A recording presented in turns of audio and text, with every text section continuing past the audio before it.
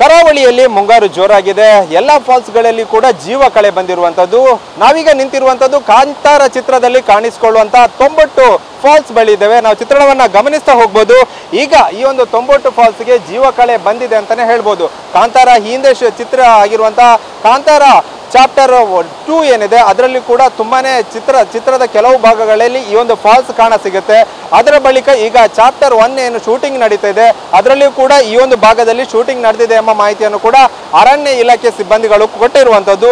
ಸುಮಾರು 5 ದಿನಗಳ ಕಾಲ ಇದೇ ಒಂದು ಸ್ಥಳದಲ್ಲಿ ಶೂಟಿಂಗ್ ನಡೆದಿದೆ ಎಂಬ ಮಾಹಿತಿ ಕೂಡ ಕೊಟ್ಟಿರುವಂತದ್ದು. ಕಾಂತಾರ ಹಿಂದೆ ಒಂದು ಬಂದಿರುವಂತಹ ಕಾಂತಾರ ಚಿತ್ರ ಏನಿದೆ ಆ ಒಂದು ಸಂದರ್ಭದಲ್ಲಿ ಈ ಒಂದು ತೊಂಬಟ್ಟು ಫಾಲ್ಸ್ ಬಂದ ತಕ್ಷಣ ಸಾಕಷ್ಟು ಪ್ರವಾಸಿಗರು ಇಲ್ಲಿಗೆ ಬರ್ತಾ ಇದ್ರು. ಆ ಒಂದು ಸಂದರ್ಭದಲ್ಲಿ ಪ್ರವಾಸಿಗರಿಗೆ ಮುಕ್ತ ಅವಕಾಶ ಇತ್ತು.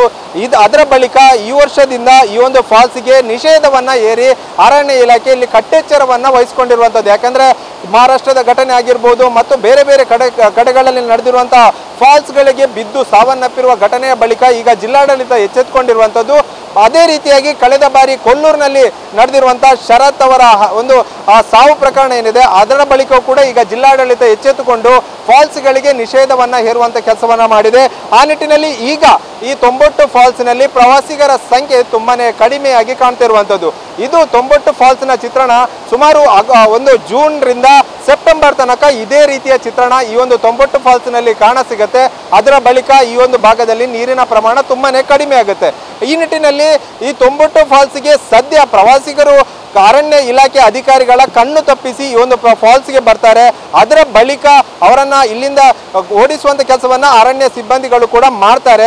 ಸದ್ಯ ಇಲ್ಲಿಗೆ ಪ್ರವಾಸಿಗರ ಒಂದು ನಿಷೇಧವನ್ನ ಹೇರಿದ್ರು ಕೂಡ ಅರಣ್ಯ ಇಲಾಖೆ ಸಿಬ್ಬಂದಿಗಳನ್ನ ಕಣ್ಣು ತಪ್ಪಿಸಿ ಪ್ರವಾಸಿಗರು ಈ ಒಂದು ಫಾಲ್ಸ್ಗೆ ಬಂದು ಎಂಜಾಯ್ ಮಾಡ್ತಿರುವಂತಹ ಒಂದು ದೃಶ್ಯ ಕೂಡ ಸಾಕಷ್ಟು ಬಾರಿ ಕಾಣ ಸಿಗ್ತಿರುವಂತದ್ದು. ಮತ್ತು ಕಾಂತಾರ ಚಾಪ್ಟರ್ 1 ಶೂಟಿಂಗ್ ಕೂಡ ಇದೇ ಒಂದು ಸ್ಥಳದಲ್ಲಿ ನಡೆದಿದೆ ಎಂಬ ಮಾಹಿತಿ ಕೂಡ ಲಭ್ಯವಾಗಿರುವಂತದ್ದು. ಕ್ಯಾಮರಾಮನ್ ರಾಮ್ ಜೊತೆ ಪ್ರಜ್ವಲ್ ಲಾಮೇನ್, TV9 ಉಡುಪಿ.